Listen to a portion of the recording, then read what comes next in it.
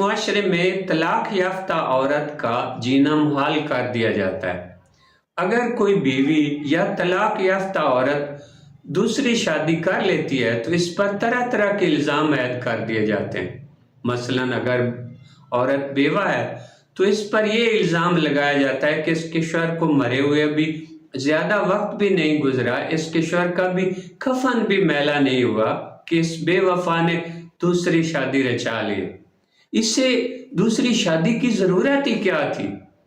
اگر عورت طلاق یافتہ ہو تو اس کے کردار پر کیچڑ اچھالا جاتا ہے کہ اس مرد کے لیے اس نے اپنے شوہر سے طلاق لے لی، اس کے ساتھ چکر چل رہا تھا اس لیے اس کے شوہر نے طلاق دے دی، یعنی جتنے منہ اتنی باتیں۔ دوسری صورت میں کوئی بیوہ یا طلاق یافتہ خاتون اپنے ماں باپ کے گھر یا اپنے بھائی کے گھر رہنا چاہتی ہے تو رشتہ دار، پڑوسی اور دیگر افراد اس پر انگلیاں اٹھاتے ہیں اور اسے تانے دیتے ہیں کہ واپس گھر آ کر بیٹھ گئی ہے، پھر سے والدین اور بھائیوں پر بوجھ بن گئی۔ اگر وہ خاتون بچوں والی ہو تو اس کا جینا دوبر کر دیا جاتا ہے، اس کے بچوں پر ظلم کیا جاتا ہے، اسے تانے دیے جاتے ہیں کہ خود کمائے اور اپنا اور اپنے بچوں کا خرچ اٹھائے، یہاں تو ہمارا ہی پورا نہیں پڑتا۔ ان تانوں سے بچنے کے لیے اپنے اور اپنے بچوں کا بوجھ اٹھانے کے لیے بیوہ یا طلاق یافتہ عورت گھر سے مجبوراً باہر نکلتی ہے۔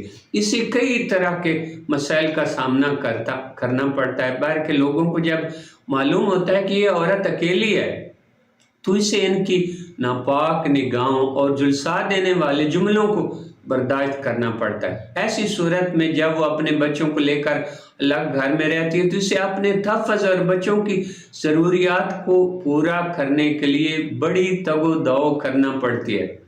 معاشی مشکلات اپنی جگہ، رشتہ دار اور محلے والے مدد کرنے کی بجائے نہ صرف اس کی ہر حرکت پر کڑی نظر رکھتے ہیں بلکہ اس پر تنقید بھی کرتے ہیں۔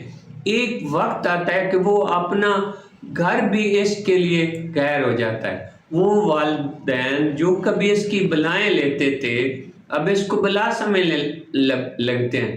ہم جس نبی کی امت ہیں انہوں نے بیواؤں سے شادیاں کر کے ہمارے لیے مثال قائم کی ہے۔